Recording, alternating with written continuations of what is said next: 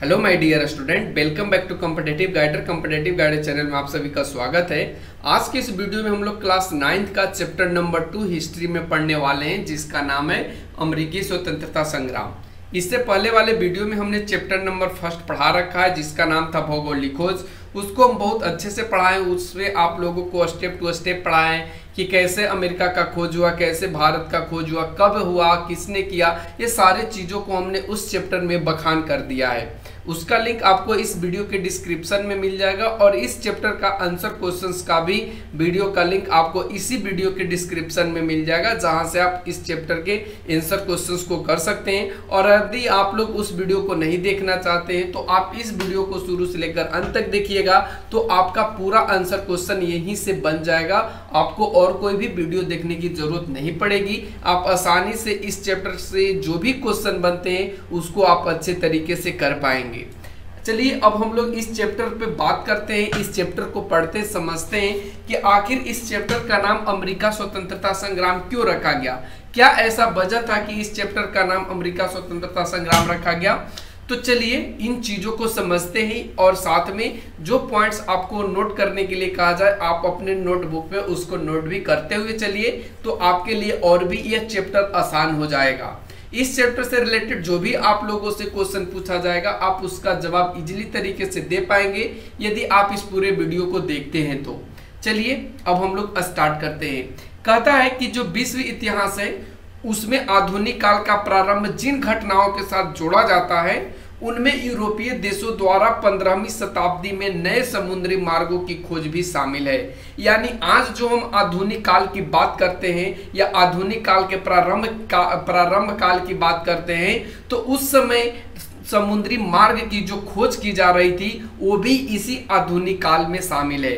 क्यों? क्योंकि जैसे ही इन देशों ने, यानी जो देश एक दूसरे देश का खोज कर रहे थे, यानी जो यूरोपवासी थे, ठीक है, जो यूरोपवासी थे वो दूसरे देशों का जब खोज कर रहे थे तो जो भी देशों का उन्होंने खोज करा, जैसे कि उन्होंने अमेरिका का खोज किया, अपना इंडिया का खोज किया, तो इन सारे के सारे देशों पर अपना वर्चस्व स्थापित करना चाहते थे।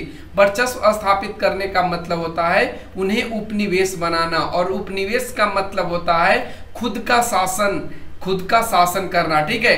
तो ऐसा ये यूरोप वाले चाहते थे, यूरोपीय लोग चाहते थे और इन्होंने ऐसा किया भी, ठीक है। तो यही चीज कहता है कि ये सभी समुद्री मार्गों की खोज से शामिल है। इसका उद्देश्य था कि जो व्यापारिक मार्ग है उसको विकसित करना था और यूरोपीय देशों की जो अर्थव्यवस्था थी, व्यापार और वाणिज्य था, इनके माध्यम से इसे समृद्ध बनाया जा सके।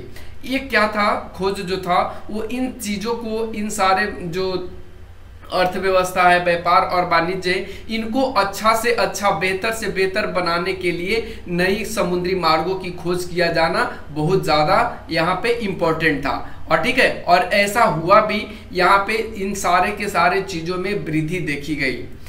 इसी क्रम में 1492 में कोलंबस ने अमेरिका महाद्वीप की खोज भी की थी और उसे अमेरिगो वेस्पुच्ची ने इसे बृहद भूखंड के बारे में विस्तृत जानकारी दी।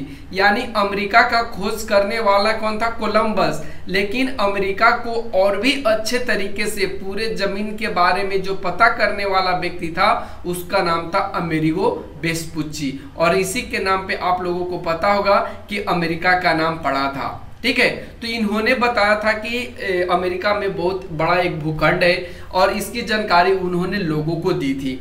और धीरे धीरे जो यूरोपीय देश थे इन क्षेत्रों में क्या करने लगे, अपना उपनिवेश बसाना शुरू कर दिए। इन्होंने अपना उपनिवेश को जमाना शुरू कर दिए और उत्तरी अमेरिका में जो मुख्य रूप से उपनिवेश के रूप में जो शासन कर रहा था वो आपका फ्रांस और इंग्लैंड था। इन दोनों ने मिलकर के अपना वर्चस्व उत्तरी अमेरिका पर स्थापित कर दिया था, ठीक है। तो यहाँ पे जो पॉइंट्स हम लोग देख पाए या इस चीज को समझे, तो उपनिवेश बनाने के पीछे रीजन क्या था, तो इन देशों पर अपना आधिपत्य जमाने के साथ साथ यहाँ की जो संपदा है, यहाँ की जो संसाधन है, यहाँ की जो व्यापार है, यहाँ की जो सारे सुविधाएं हैं उसको अपने सुविधा के अनुसार उपयोग में लाना और उससे लाभ कमाना, ये मूल रूप से उपनिवेश करने का यहाँ पे मेन तरीका था या मेन रीजन था, कह सकते हैं उपनिवेश बनाने का मेन कारण था। अब आइए आगे बढ़ते हैं और आगे के पॉइंट्स को भी और अच्छे से समझते हैं। कहता है कि लगभग उसी समय यूरोप में नए राजनीतिक विचारों का भी प्रतिपादन हो रहा था और व्यक्ति की स्वतंत्रता, निरंकुश सत्ता का विरोध, समानता और बंधुत्व जैसे विचार लोगों के बीच, विशेषकर प्रबुद्ध वर्ग के बीच लोकप्रिय होते जा रहे थे। यानी यूरोप के लोगों में अब क्या आना स्टार्ट हो गया था, उनको अब लगता था कि हम लोग भी स्वतंत्र रहें, निरंकुश सत्ता का विरोध करें, जिस पर कोई अंकुश नहीं था वैसे सत्ता को हम लोग ना माने, उसको हम लोग विरोध करें। समानता यानी सबों को समान हक चाहिए, सभी में भाईचारा होना चाहिए, ऐसा लोगों के बीच में उनका विचार लोकप्रिय होते जा रहा था। और इतना ही नहीं, जो ज्यादा प्रबुद्ध वर्ग थे उन लोगों को बीच भी यही सारे के सारे जो बात हैं उनके भी मन में ये सारे के सारे बात लोकप्रिय होते जा रहे थे। उनको भी लग रहा था कि ये सारे के सारे चीज होने चाहिए। और इंग्लैंड से अमेरिका उपनिवेशों की जो भौगोलिक दूरी थी वो भी वहां के निवासियों की वैचारिक भिन्नता से धीरे धीरे एक ऐसी स्थिति उत्पन्न कर दी जहां वैचारिक स्तर पर इंग्लैंड और उसके उपनिवेश वस्तुतः दो अलग अलग स्तरों पर आ गए। यानी कि देखिए, इंग्लैंड और अमेरिका का जो डिस्टेंस था, भौगोलिक दूरी था, वो बहुत ज़्यादा था और इसी के वजह से जो इंग्लैंड का शासक था वो अमेरिका में आने में उसे बहुत ज़्यादा टाइम लग जाता था, जिसके कारण यहाँ के जो अमेरिका के लोग जो यहाँ पे शासन कर रहे थे वो यहाँ पे मनमाने ढंग से कर रहे थे, जिसके कारण अमेरिका के लोगों में असंतोष की भावना जागृत हुई और वे स्वतंत्रता के लिए आगे भी बढ़े। उस समय की बदलती हुई अर्थव्यवस्था, इन व्यवस्थाओं ने दोनों के बीचों में मतभेद कर दिया। यानी दोनों लोगों के बीच में, कहने का मतलब अमेरिका और इंग्लैंड के बीच में क्या कर दिया, मतभेद ला दिया। और धीरे धीरे जो उपनिवेशवासी इंग्लैंड के वर्चस्व से क्या होते गए, मुक्त होते गए। और इसका परिणाम यह हुआ कि अमेरिका स्वतंत्रता संग्राम के रूप में सामने आया। यानी कि अमेरिका को स्वतंत्रता कैसे मिली, इसका क्या रीजन था, आपको इस वीडियो, इस चैप्टर में या कह सकते इस पैराग्राफ में आप समझ चुके होंगे। अब यहाँ पे कारण क्या रहा था, उस कारण को स्टेप टू स्टेप समझते हैं और स्टेप टू स्टेप देखते हैं। ठीक है, तो फर्स्ट जो अमेरिका स्वतंत्रता संग्राम के कारण रहा था, उसमें एक घटना था उपनिवेशों में राजनीतिक स्वायत्तता का अभाव। अब आइए इन चीजों को भी जानते हैं कि उपनिवेशों में राजनीतिक स्वायत्तता का अभाव कैसे हुआ और इसका नतीजा क्या देखा गया।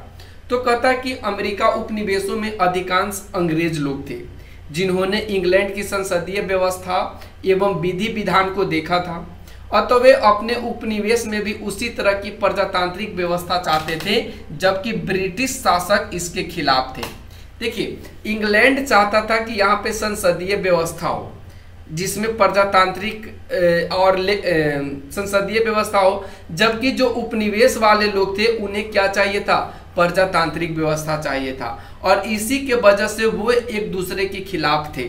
यानी इंग्लैंड वाले अलग थे और यहाँ पे जो अमेरिका वाले लोग थे वो अलग थे, क्योंकि एक को चाहिए था प्रजातांत्रिक और एक को चाहिए था प्रजातांत्रिक नहीं। ठीक है, एक को चाहिए था प्रजातांत्रिक नहीं और एक को चाहिए था प्रजातांत्रिक, और इसीलिए वो एक दूसरे के क्या थे, खिलाफ थे। उपनिवेशों में जो गवर्नर चुने जाते थे ना, वो इंग्लैंड के राजा के द्वारा चुने जाते थे।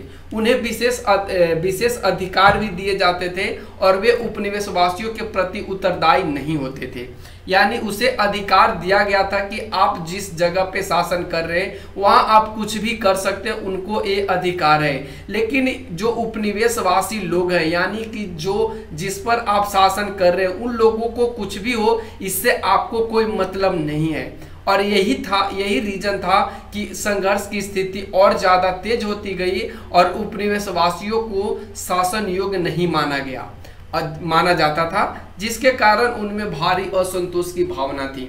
यानी कहने का मतलब है ना कि जो उपनिवेश वाले लोग थे, ठीक है, उनको अपने राजा से या उपनिवेश वाले जो शासन कर रहे थे उनसे यही शिकायत होती थी कि आप जिस तरीके से आपको अधिकार दिया गया है उसी तरीके से हम लोगों के अधिकार के बारे में सोचिए, हम लोगों को अधिकार दीजिए। लेकिन ऐसा जो उपनिवेश वाले लोग थे यानी इंग्लैंड के जो गवर्नर थे ऐसा नहीं करते थे, और इसी के वजह से उन लोगों में भारी असंतोष की भावना थी, और यही असंतोष की भावना आगे चलकर एक विद्रोह का रूप ले लेती है। अब आइए अगला जो हम लोग पॉइंट देखेंगे वो भौगोलिक दूरी देखेंगे, जो अमेरिका स्वतंत्रता संग्राम में महत्वपूर्ण भूमिका दी कि भौगोलिक दूरी क्या रही है। तो कहता कि इंग्लैंड और अमेरिका की जो भौगोलिक दूरी रही है वो बहुत ज़्यादा थी। यह दोनों क्षेत्र अटलांटिक महासागर के दो अलग अलग छोर पर स्थित थे। चूंकि उस समय यातायात एवं संचार साधनों का भी अभाव था, अतः व्यवहारिक रूप से ब्रिटिश सरकार अपने उपनिवेशों पर प्रभावशाली नियंत्रण बनाए रखने में असमर्थ थी, जिसका फायदा स्वतंत्रता संग्राम के दौरान उपनिवेशवासियों को मिला। अब इसका मतलब समझिए, जैसे कहने का मतलब ए आपका अमेरिका है और यू आपका यूरोप है। इन दोनों के बीच में जो डिस्टेंस है मान लीजिए बहुत ज़्यादा डिस्टेंस है, जिसके वजह से जो यूरोप के राजा था या यूरोप के शासक था ये अमेरिका पर अपना वर्चस्व स्थापित नहीं कर पा रहा था, अपना प्रभाव स्थापित नहीं कर पा रहा था। और जब ऐसा नहीं कर पा रहा था तो अमेरिका के जो लोग थे ये लोग चाहते थे कि अब हमको यूरोप से क्या मिल जाए, हमें यूरोप से स्वतंत्रता मिल जाए, हमेशा के लिए हम लोग अपने मन की करें, अपने मन के लिए जिए, अपने खुद का संविधान हो, अपना खुद का देश हो। और ऐसा कारण जो हुआ वो भौगोलिक दूरी के कारण हुआ, और इसमें जो उपनिवेशवासी लोग थे उनको स्वतंत्रता संग्राम में बहुत ज़्यादा फायदा हुआ या बहुत ज़्यादा उन्हें लाभ मिला। अब आगे के पॉइंट्स को देखते हैं। अगला पॉइंट्स कहता है धार्मिक एवं सामाजिक व्यवस्था में मतभेद। अब आइए धार्मिक और सामाजिक व्यवस्था में किस तरीके से मतभेद था इस चीज़ों को भी यहाँ पे गौर करते हैं। कहता है कि अमेरिकी उपनिवेशों एवं ब्रिटेन के बीच धार्मिक एवं सामाजिक स्तर पर भी मतभेद था। जहां एक और ब्रिटिशवासी इंग्लैंड मत को मानते थे, ध्यान रखना ब्रिटिशवासी किस मत को मानते थे, तो वो इंग्लैंड मत को मानते थे और चर्च के आधिपत्य में विश्वास रखते थे। और ये लोग किस चीज में विश्वास रखते थे, तो चर्च में। वहीं दूसरी ओर अमेरिका जनता प्यूरिटन, याद रखना अमेरिका जनता किस चीज को मानते थे, तो ये प्यूरिटन, ठीक है, ध्यान रखना प्यूरिटन मतावलंबी थी। धार्मिक उत्पीड़न के से तबाह होकर के प्रोटेस्टेंटों एवं प्यूरिटनों ने इंग्लैंड छोड़कर अमेरिका में शरण ली थी। उनमें प्रारंभ से ही जुझारूपन एवं स्वतंत्रता की भावना विद्यमान थे तथा सैनिक क्षमता का प्रदर्शन भी वे कई बार कर चुके थे। यही कारण है कि अमेरिकावासी अपने मातृदेश के साथ संबंध नहीं रखना चाहते थे। अब यहाँ पे एक और नया चीज आया जिसको आप समझिए। कहता है कि अमेरिका और जो उपनिवेश ब्रिटेन था उन दोनों में धार्मिक और सामाजिक स्तर भी अलग अलग था। एक लोग जो थे वो इंग्लैंड मत को मानते थे, यानी अमेरिका वाले क्या थे वो प्यूरिटन को मानते थे, जबकि जो ब्रिटिश वासी थे वो इंग्लैंड को मानते थे। अब दोनों कंडीशन में एक जगह तो दोनों हो नहीं सकता है, और यदि होगा तो यहाँ पे क्या होगा, टक्कर की भावना आएगी, विद्रोह की भावना आएगी। और यही चीज अमेरिकी स्वतंत्रता संग्राम में देखी गई, और यही कारण था कि जो अमेरिका स्वतंत्रता संग्राम हुआ इसमें उपनिवेशों को अपने मातृदेश से यानी अपने देश से उसे खदेड़ा गया। ठीक है, आगे बढ़िए तो कहता है कि ब्रिटिश समाज सामंतवादी एवं कुलीन व्यवस्था पर आधारित थी। ये वाले पॉइंट को भी आप नोट करेंगे कि जो ब्रिटिश समाज थी वो सामंतवादी एवं कुलीन व्यवस्था पर आधारित थी, जबकि जो अमेरिकी समाज थी वो समतामूलक एवं प्रजातांत्रिक व्यवस्था पर आधारित थी। यानी अमेरिका का समाज जो था वो सभी को एक जैसा देखता था, सभी को एक समान मानता था, और सभी जो लोग थे यानी सभी जो प्रजा था उनकी बातों को सुना जाता था। इस प्रकार अमेरिका में धार्मिक एवं सामाजिक समरसता विद्यमान थी, जिसने स्वतंत्रता संग्राम के लिए एक मजबूत आधार प्रदान किया। यानी सभी लोग एक ही धर्म को मानते थे और सभी लोग अपने जनता के हित में एक दूसरे पर मर मिटने का भी इन्होंने अपना योगदान दे करके अपने स्वतंत्रता को हासिल किया था, क्योंकि यहाँ पे सभी लोग एक दूसरे को समान हक से देखते थे या समान हक प्रदान करते थे। अब चलिए अगला हम लोग बढ़ते हैं, जिसका नाम है सप्तवर्षीय युद्ध। अब चलिए सप्तवर्षीय युद्ध को देखते हैं कि सप्तवर्षीय युद्ध में क्या क्या घटना घटी। ठीक है, अब यहाँ पे देखिए कहता है सप्तवर्षीय युद्ध, इसका क्या प्रभाव रहा है अमेरिकी स्वतंत्रता संग्राम में। तो कहता है कि सप्तवर्षीय जो युद्ध रहा है वो इंग्लैंड एवं फ्रांस में 1756 से 1763 के बीच हुआ था। आप ये पूरे के पूरे पॉइंट्स को नोट कर लीजिए, आपको यहाँ पे क्वेश्चन बनेंगे, आपसे पूछ लिया जाएगा कि सप्तवर्षीय युद्ध कब लड़ा गया था। तो आपको पता होना चाहिए कि ये 1756 से 1763 के बीच लड़ा गया और इसमें इंग्लैंड और फ्रांस के बीच हुआ था। ठीक है, इस युद्ध से पूर्व तक उपनिवेशवासी इंग्लैंड से घनिष्ठ रूप से जुड़े हुए थे, क्योंकि वे कनाडा में फ्रांसीसियों के विरुद्ध अकेले अपनी रक्षा करने में असमर्थ थे। देखिए, जब ये सप्तवर्षीय युद्ध हुआ था उससे पहले जो इंग्लैंड और फ्रांस थे आपस में घनिष्ठ रूप से जुड़े हुए थे, मित्र के रूप में जुड़े हुए थे। और ऐसा होने का पीछे का रीजन क्या है कि वे कनाडा में जो फ्रांसीसी है उनसे वे अकेले नहीं जीत सकते थे, उनसे अपनी रक्षा अकेले नहीं कर सकते थे, और इसी के वजह से ये दोनों आपस में घनिष्ठता को बरते हुए थे। लेकिन इस युद्ध में फ्रांस की पराजय के साथ ही एक भय समाप्त हो गया। यानी जैसे ही फ्रांस का जैसे ही हार होता है, ठीक है, फ्रांस जैसे ही हार जाता है तो इन लोगों को अब लगता है कि हम लोग अलग अलग रह सकते हैं, हमें अब कोई शक्ति पराजय नहीं कर सकती है। अब उपनिवेशवासियों का एकमात्र लक्ष्य इंग्लैंड को बेदखल करना था, और इस युद्ध पर टिप्पणी करते हुए पोलार्ड ने कहा था कि फ्रांस की पराजय में अमेरिका वासियों की स्वतंत्रता की इच्छा को भड़काया। देखिए, इस चीज को आप याद रखना, फ्रांस की पराजय ने अमेरिका वासियों की स्वतंत्रता की इच्छा को भड़काया, ये पोलार्ड ने कहा था। ठीक है, अब अगला जो हम लोगों का पॉइंट्स आता है, टॉपिक आता है, वो आता प्रगति विरोधी आर्थिक नीति। अब देखिए प्रगति विरोधी आर्थिक नीति क्या थी। कहता कि सबसे गंभीर मतभेद आर्थिक कारणों से उत्पन्न हुए थे। आर्थिक कारण कहें तो यहाँ पे मतभेद जो हुआ था, आर्थिक कारण कहने का मतलब धन संपत्ति के कारण यहाँ पे सबसे ज्यादा मतभेद हुआ था। उपनिवेशवाद का बुनियादी सिद्धांत यह था कि उपनिवेशों के आर्थिक शोषण और उनके संसाधनों के दोहन का अधिकार मातृ देश को है। यानी कहने का इसका मतलब क्या है कि जिस देश को उपनिवेश बनाया जाए और जो लोग उपनिवेश बना रहे हैं वो लोग क्या चाहते हैं कि उनके जो संसाधन है उसको ज़्यादा से ज़्यादा दोहन करें, और इसका जो अधिकार हो सिर्फ उपनिवेश करने वाले देश को ही मिले।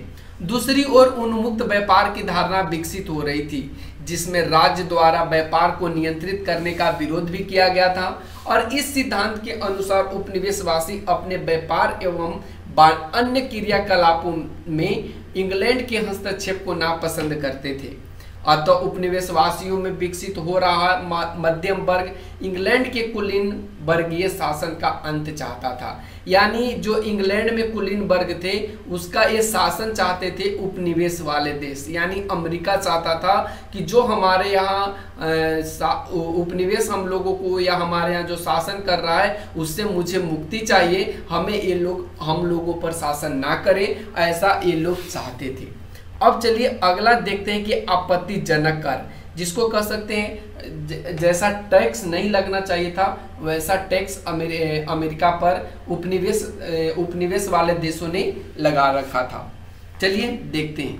कहता है कि सप्तवर्षीय युद्ध में इंग्लैंड की काफी आर्थिक क्षति हुई थी, और इस क्षति को पूर्ति करने हेतु वो तत्कालीन प्रधानमंत्री ग्रेनविले ने 1765 में स्टाम्प एक्ट पारित किया।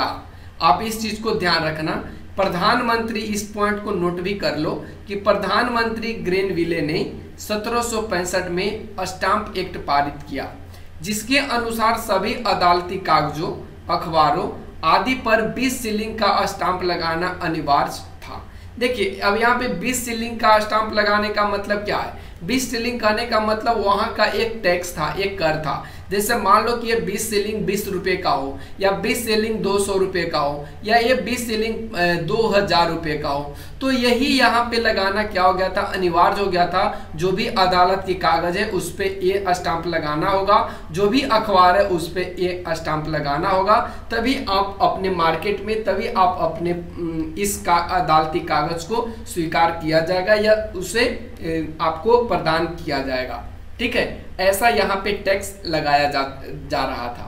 और इस कानून से उपनिवेशों में व्यापक विरोध की भावना जाग उठी। जो उपनिवेश वाले लोग थे उनको इसके लिए क्या हुआ, मतलब इसे वो मंजूर नहीं कर पा रहे थे। इसे बोल रहे थे कि इसे भैया आप समाप्त करो, इस चीज को नहीं करो, और अगर ऐसा नहीं करोगे तो हम लोग भी सड़क पर आ जाएंगे। और ऐसा हुआ भी। उपनिवेशवासियों ने ब्रिटेन से आने वाली सभी वस्तुओं का क्या कर दिया, वो बहिष्कार कर दिया। यानी वो अब ब्रिटेन से आने वाली कोई भी वस्तु को वो नहीं खरीदेंगे। और 1767 ईस्वी में संसद ने उपभोक्ता वस्तुओं पर कर लगाए। ये वस्तुएं थे कागज, शीशा, चाय एवं रोगन। यानी 1767 में जो ब्रिटिश संसद थे उन्होंने जो भी उपभोक्ता की वस्तुएं थी, यानी रोजमर्रा के जिंदगी में जो भी उपयोग की जा रही थी, जिनमें कागज था, शीशा था, चाय था, रोगन था, इन सभी पर क्या कर दिए, उन्होंने टैक्स लगा दिए, बहुत ज्यादा मात्रा में कर लगा दिए। उपनिवेशवासियों ने इन करों का व्यापक विरोध किया तथा सैमुअल एडम्स ने प्रतिनिधित्व नहीं तो कर नहीं, एक नारा दिया था जिसका नाम था सैमुअल एडम्स। आप इस चीज को याद रखना, सैमुअल एडम्स। ठीक है, इन्होंने एक नारा दिया कि प्रतिनिधित्व नहीं तो कर नहीं, और ये नारा उपनिवेशवासियों ने ये जो सारे टैक्स लग रहे थे इसके विरोध में दिए थे। ब्रिटिश सरकार की कार्रवाइयों का विरोध करने के लिए उपनिवेशवासियों ने स्वाधीनता के पुत्र एवं स्वाधीनता की पुत्रियां आदि संस्थाएं स्थापित की थी। तो ये भी पॉइंट्स को आप नोट करना कि सरकार की कार्रवाइयों का विरोध करने के लिए उपनिवेशवासियों ने स्वाधीनता का पुत्र और स्वाधीनता की पुत्रियां नामक के संस्थाएं स्थापित की थी। ठीक है, इससे आपका क्वेश्चन आंसर बनेगा। अब चलिए अगला पॉइंट देखते हैं, जिसमें यहाँ पे लेखकों और प्रचारकों की भी भूमिका रही है अमेरिका को स्वतंत्र कराने में। कहता है कि स्वतंत्रता की भावना जगाने में लेखकों एवं प्रचारकों की भी अहम भूमिका रही है। 1776 ईस्वी में टॉमस पेन की लघु पत्रिका कॉमन सेंस प्रकाशित हुई थी। तो आप यहाँ से ये वाले पॉइंट्स को नोट करेंगे कि 1776 में टॉमस पेन की लघु पत्रिका कॉमन सेंस प्रकाशित हुई थी। इसमें अत्यंत प्रभावशाली एवं उत्तेजक शैली में स्वतंत्रता की आवश्यकता पर बल दिया गया था। यानी उसमें ये चीज लिखा गया होगा कि हम लोगों के लिए स्वतंत्रता बहुत जरूरी है। यदि हम लोगों को स्वतंत्रता नहीं मिलती है तो हम लोगों के जीवन का कोई मतलब नहीं रह जाता है। उसने राजतंत्र पर भी करारा प्रहार किया। टॉमस जेफरसन ने उपनिवेशवासियों के विद्रोह करने के अधिकार का समर्थन किया और उनकी बढ़ती हुई स्वतंत्रता की इच्छा को प्रोत्साहन दिया। तो आप इस चीज को भी नोट करेंगे कि टॉमस जेफरसन ने उपनिवेशवासियों के विद्रोह करने के अधिकार का समर्थन किया और उनकी बढ़ती हुई स्वतंत्रता की इच्छा को प्रोत्साहन दिया। अब अगला जो हम लोगों का पॉइंट्स आता है वो जॉर्ज तृतीय का निरंकुश नीति आता है। तो चलिए अब जॉर्ज तृतीय के निरंकुश नीति को भी पढ़ते हैं। कहता है कि इंग्लैंड के शासक जॉर्ज तृतीय ने सत्ता संभालते ही अमेरिका उपनिवेश के प्रति निरंकुश नीति अपनाई थी। यानी जो इंग्लैंड का शासक था जॉर्ज तृतीय, वो अमेरिका के जो लोग थे या अमेरिका जो उपनिवेश था उसके प्रति बिना कोई अंकुश के शासन का नीति अपनाया था। उसकी यह नीति इंग्लैंड में भी अलोकप्रिय थी। यानी कि इंग्लैंड के लोग भी ये नीति को नहीं चाहते थे, तो अमेरिका वाले कैसे इस नीति को चाहते? वह व्यक्तिगत शासन के सिद्धांत में विश्वास रखता था। आपको याद रखना है कि जॉर्ज तृतीय किस सिद्धांत में विश्वास रखता था, तो वो व्यक्तिगत शासन के सिद्धांत में विश्वास रखता था। जबकि इंग्लैंड में मंत्रिमंडल की शक्तियां बढ़ने लगी थी। जॉर्ज तृतीय के अनुत्तरदायी रवैये ने उपनिवेश के साथ उत्पन्न हुए संकट के शांतिपूर्ण समाधान की संभावना को वस्तुतः ध्वस्त कर दिया।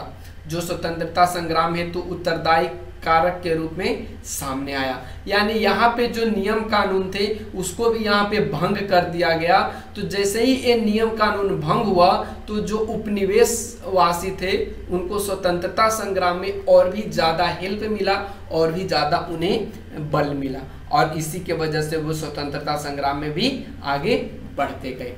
अगला जो कारण है उसका नाम यहाँ पे क्या है, तो तत्कालीन कारक, इसमें बोस्टन चाय पार्टी है। आइए समझते हैं कि बोस्टन चाय पार्टी है क्या।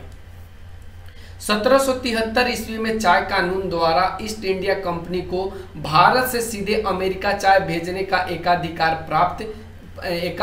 प्रदान किया गया था। तो ये पूरे के पूरे आप पॉइंट को नोट करिएगा कि 1773 में चाय कानून पारित हुआ था और इसमें ईस्ट इंडिया कंपनी को सीधे भारत से अमेरिका चाय भेजने के लिए एकाधिकार प्रदान किया गया था। यानी अमेरिका वाले सीधे भारत से चाय को खरीद सकते थे, ठीक है। और इस तरीके से नाव में बोस्टन चाय पार्टी की जो घटना थी इसमें आपको देखने को मिलेगा कि जो अमेरिका जा रहे जहाज थे चाय से भरे हुए, इसको डुबो दिया गया था। और इसी के वजह से यहाँ पे और भी स्वाधीनता संग्राम की बात छिड़ जाती है और सभी लोग स्वतंत्रता की ओर ज़्यादा आकृष्ट होते हैं। चलिए आगे के अब टॉपिक्स को देखते हैं। कहता है कि यहाँ पे छूट गया थोड़ा सा, कहता है प्रदान किया गया जिसका उपनिवेशवासियों ने जबरदस्त विरोध किया था। देखिए, जब ईस्ट इंडिया कंपनी को सीधे भारत से अमेरिका चाय भेजने के लिए जब एकाधिकार मिल गया था तो जो उपनिवेशवासी थे, ठीक है, उसका इन्होंने जबरदस्त विरोध किया था। जब चाय से लदा हुआ जो जहाज था, ठीक है, अमेरिका के बोस्टन बंदरगाह पर पहुंचा तो वहां के कुछ नागरिकों ने, जो आदिवासी थे या जिन्हें रेड इंडियन कहा जाता था, वो रेड इंडियन जैसे कपड़े पहन लिए और उस जहाज पर पहुंचे और वहां उन्होंने चाय की सभी पेटियों को इन्होंने समुद्र में फेंक दिया। यानी कि यहाँ पे जो फेंकने वाले लोग थे वे रेड इंडियन थे, रेड इंडियन थे नहीं, रेड इंडियन जैसे उन्होंने कपड़ों पहन रखा था और पहुंच करके वो चाय जहाज पर जो भी चाय की पेटी थी उन सभी को समुद्र में फेंक दिया। और इसी घटना को कहा जाता है बोस्टन टी पार्टी। ध्यान रखना, बोस्टन टी पार्टी क्या था, तो इसमें अमेरिका जा रहे चाय से भरे जहाज को डुबो देना ही बोस्टन टी पार्टी के नाम से जाना जाता है। अतः ब्रिटिश सरकार ने बोस्टन बंदरगाह पर व्यापारिक प्रतिबंध लगा दिया और इस प्रकार अमेरिका उपनिवेश को विद्रोह की आग में धकेल दिया। यानी अमेरिकी जो उपनिवेश था वो धीरे धीरे विद्रोह में बढ़ता जा रहा था। ऐसा रीजन क्या है कि जो ब्रिटिश सरकार था वो बंदरगाह को, जो बोस्टन बंदरगाह है, उस पर उन्होंने प्रतिबंध लगा दिया, उस पर उन्होंने रोक लगा दिया। आगे बढ़िए तो कहता है कि 5 सितंबर 1774 ईस्वी में 13 उपनिवेशों के प्रतिनिधियों का फिलाडेल्फिया शहर में एक महादेशीय सम्मेलन आयोजित किया गया। तो आप इस चीज को यहाँ तक नोट करेंगे। आपसे पूछ लिया जाएगा कि 13 उपनिवेशों के प्रतिनिधियों को किस शहर में सम्मेलन के लिए आयोजित करके बुलाया गया था, तो आपको याद होना चाहिए फिलाडेल्फिया शहर में, ठीक है, जिसमें ब्रिटिश कानूनों का विरोध तथा व्यापार के बहिष्कार का निर्णय करना था। 18 अप्रैल 1775 की ब्रिटिश सेना तथा उपनिवेशवासियों के बीच लेंगिस्टन में प्रथम संघर्ष हुआ। आपको याद रखना कि प्रथम संघर्ष कब हुआ था, ब्रिटिश सेना और उपनिवेशवासियों के बीच, तो ये 1775 में हुआ था और उस जगह का नाम था लेक्सिंगटन, ठीक है। इसके पश्चात 4 जुलाई 1776 ईस्वी में फिलाडेल्फिया में दूसरा महादेशीय सम्मेलन आयोजित किया गया। इसमें टॉमस जेफरसन द्वारा तैयार किया गया स्वतंत्रता का घोषणा पत्र जारी किया गया। आपसे पूछ लिया जाएगा कि स्वतंत्रता का घोषणा पत्र किसने जारी किया था, तो यहाँ पे आपको याद होना चाहिए उस व्यक्ति का नाम था टॉमस जेफरसन, ठीक है। और इन्होंने स्वतंत्रता घोषणा पत्र को जारी किया गया तथा जॉर्ज वाशिंगटन को अमेरिका उपनिवेश के सेनापति नियुक्त किया गया। तो आप इस चीज को भी नोट करेंगे, जॉर्ज वाशिंगटन को अमेरिका का प्रथम सेनापति नियुक्त किया गया था। और इस प्रकार अमेरिका स्वतंत्रता संग्राम पूरी तरह से आरंभ हो गया था, जो 3 फरवरी 1783 ईस्वी को पेरिस की संधि के द्वारा समाप्त हुआ। तथा 1787 में संविधान का निर्माण हुआ जो 1789 में लागू हुआ। जॉर्ज वाशिंगटन को प्रथम राष्ट्रपति बनाया गया। यानी कुल टोटल पॉइंट्स में आपको यहाँ पे सारे के सारे इंपॉर्टेंट पॉइंट्स हैं। आपसे पूछ लिया जाएगा कि अमेरिका का संविधान का निर्माण कब हुआ, तो ये आपको याद होना चाहिए 1787 को। लागू कब हुआ, तो 2 बरस के बाद लागू हुआ। और जब लागू हुआ तो उस देश का प्रथम राष्ट्रपति कौन बना, तो उसका नाम था जॉर्ज वाशिंगटन। तो आप इस चीज को ध्यान रखना। अब आगे बढ़ते इसका क्या क्या परिणाम निकले। तो परिणाम क्या निकला कि अमेरिका जो स्वतंत्रता संग्राम थे वे विश्व के इतिहास में एक विभाजन रेखा के रूप में देखा जाता है। इसके कुछ तत्कालिक एवं दीर्घकालिक परिणाम है और ये दोनों परिणाम जो हैं वो निर्णायक थे। आइए कौन कौन दोनों परिणाम थे। कहता है कि ब्रिटेन का एक कीमती उपनिवेश हाथ से निकल गया तथा अटलांटिक महासागर के पार संयुक्त राज्य अमेरिका के रूप में एक शक्तिशाली राष्ट्र का उदय हुआ जिसने पूरे विश्व को प्रभावित किया। देखिए यहाँ पे जब परिणाम क्या निकला कि जब अमेरिका स्वतंत्र हो गया तो वो क्या किया कि एक शक्तिशाली राष्ट्र बना, ठीक है। और शक्तिशाली राष्ट्र ऐसा राष्ट्र बना कि उसने पूरे विश्व को प्रभावित किया। और एक किसके हाथ से निकला हुआ देश था, तो वो ब्रिटेन के हाथ से निकला हुआ था। अमेरिकी स्वतंत्रता संग्राम एक तरह के वाणिज्यवाद प्रतिबंधों के विरुद्ध एक विद्रोह था। अतः इसने एडम स्मिथ के लेसिस फेयर, जिसको मुक्त व्यापार कहते हैं, के सिद्धांत को मजबूत किया। तो आपसे पूछ लिया जाएगा लेसिस फेयर के लेखक कौन है, तो आपको आना चाहिए एडम स्मिथ। ब्रिटेन की हार का दोष जॉर्ज तृतीय तथा उसके मंत्रियों के मत्थे मढ़ा गया। फलतः तानाशाह का जॉर्ज तृतीय का सपना चूर हो गया। लॉर्ड नाथ का मंत्रिमंडल बर्खास्त तथा अधिक उदार मंत्रिमंडल नियुक्त हुआ। इंग्लैंड में जल्द ही कई सुधार लागू हुए, जैसे कि आयरलैंड की संसद को लगभग स्वतंत्र स्थान प्राप्त हुआ, जिसे 1782 में प्राप्त हुआ। कैथोलिक आयरिश लोगों को मताधिकार मिला, जो 1793 में मिला। आयरिश संसद, जिसको वेस्टमिंस्टर भी कहा जाता है, संसद से ये जुड़ गया 1800 ईस्वी में। तो ये सभी अमेरिका के स्वतंत्रता होने के साथ साथ ये कई सुधार होने लगे यूरोपीय देशों में। इस प्रकार सीमित राजतंत्र और राजनीतिक स्वतंत्रता का भी वर्चस्व बढ़ गया। अब आगे का जो पॉइंट्स है वो कहता है कि अमेरिका स्वतंत्रता संग्राम ने फ्रांस को भी बहुत ज्यादा प्रभावित किया था। इस संग्राम में लफायते के नेतृत्व में फ्रांसीसी सैनिकों ने भाग लिया था। जब वे स्वदेश लौटे तो निरंकुश राजतंत्र के प्रति जनता को जागरूक करने का प्रयास किया। दूसरी ओर फ्रांसीसी अर्थव्यवस्था भी बुरी तरह प्रभावित हो चुकी थी। तो यहाँ पे फ्रांस को भी बहुत ज़्यादा अमेरिकी स्वतंत्रता संग्राम क्या क्या था, प्रभावित किया था। आगे बढ़िए तो कहता है कि राजनीति में जनता की भागीदारी का मार्ग प्रशस्त हो गया। जनता को धार्मिक एवं अंतःकरण की स्वतंत्रता मिली। मौलिक अधिकारों के माध्यम से लोगों की मूलभूत स्वतंत्रता स्वीकार कर ली गई। यानी इसमें सभी को लाभ ही लाभ हुआ। बहुत से जो नागरिक थे उन लोगों को अधिकार नहीं मिल पाता था, लेकिन अब इस स्वतंत्रता संग्राम के माध्यम से अब उन्हें भी समान अधिकार मिलना शुरू हो गए। विश्व का प्रथम लिखित संविधान अमेरिका में है, जो 1789 में लागू किया गया। आप इस पॉइंट को भी नोट करेंगे, जिसमें महिलाओं को संपत्ति का अधिकार मिला तथा उत्तराधिकारी कानून को न्याय संगत बनाया गया। अमेरिका गणतंत्र बना तथा वहां मॉन्टेस्क्यू के शक्ति पृथक्करण सिद्धांत को मान्यता मिली। आप इस वाले पॉइंट्स को भी नोट करेंगे। शक्ति पृथक्करण का सिद्धांत किसने दिया था, तो ये मॉन्टेस्क्यू ने दिया था। वयस्क मताधिकार लागू नहीं हुआ तथा स्त्रियों को भी मताधिकार से वंचित रखा गया। लेकिन यहाँ पे एक चीज और गलत हुआ, इसमें वयस्क को मताधिकार नहीं दिया जाने लगा और स्त्रियों को मत देने का अधिकार से वंचित रखा गया। मताधिकार का आधार संपत्ति को बनाया गया, जो उचित नहीं था।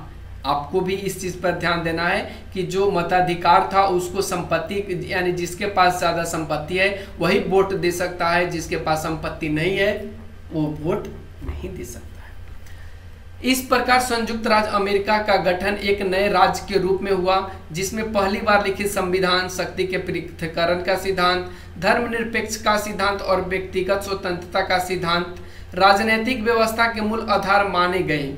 इन सिद्धांतों का प्रसार यूरोप में भी हुआ और फ्रांस की राज्य क्रांति ने 1789 में इन्हीं सिद्धांतों को मार्गदर्शक सिद्धांतों के रूप में समस्त विश्व के लिए स्थापित कर दिया गया।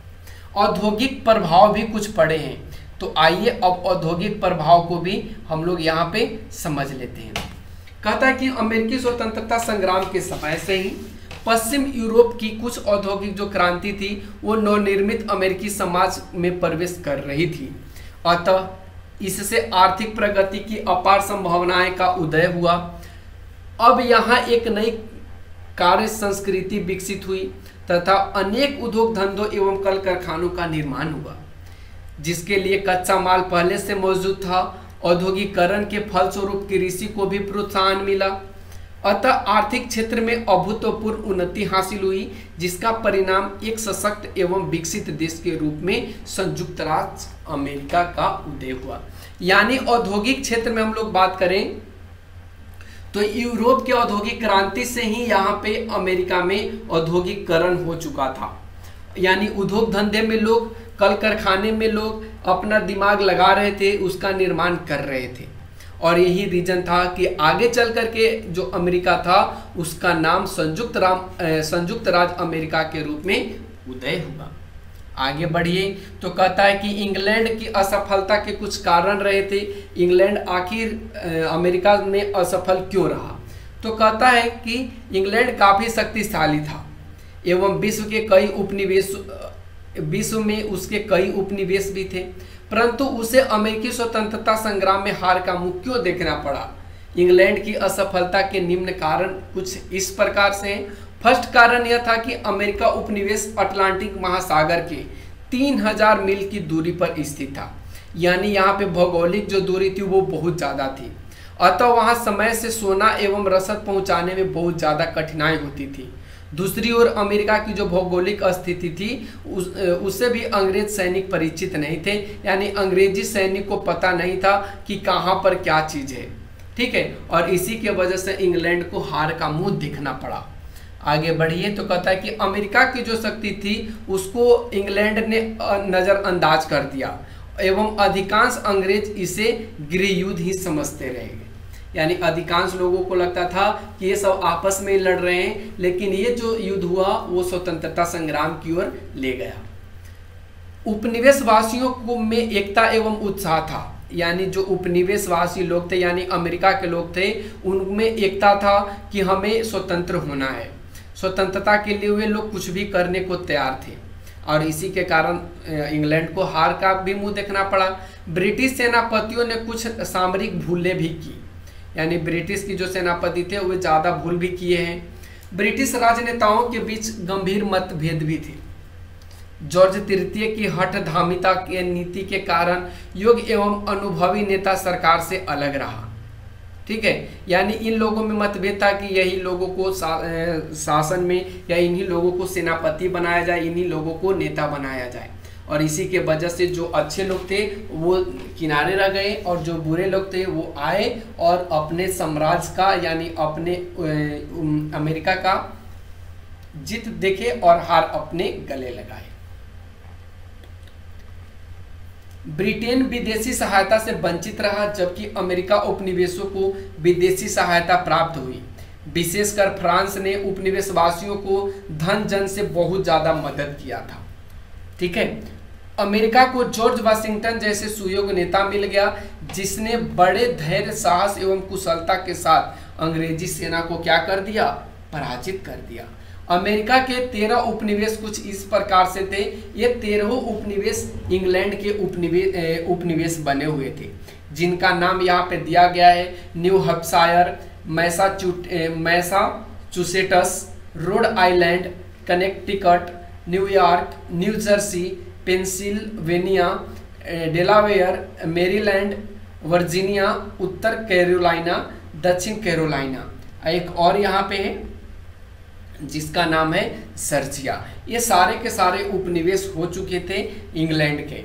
ठीक है, अब यहाँ पे इस चैप्टर समाप्त होता है और आपको आंसर क्वेश्चन यहाँ पे पूछा जाता है। कहता है कि अमेरिका की राजधानी कहाँ थी। ऑप्शन दिए गए, अब ऑप्शन में आप इसका सही गलत का चयन कीजिए। कॉमन सेंस की रचना किसने की थी, ऑप्शंस दिए गए हैं, थॉमस पेन किया था, इसका सही जवाब हो जाएगा। स्टाम्प एक्ट कब पारित हुआ था। तो ये सारे के सारे आप इस वीडियो में देख पाए होंगे। अगर आप वीडियो शुरू से अंत तक देखिएगा तो ये सारे के सारे क्वेश्चन बन जाएंगे। साथ में इस चैप्टर का जो क्वेश्चन आंसर का लिंक है आपको इस वीडियो के डिस्क्रिप्शन में मिल जाएगा। कैसा लगा आज का वीडियो कमेंट सेक्शन में कमेंट करके बताइए। Thanks for watching, take care, bye bye.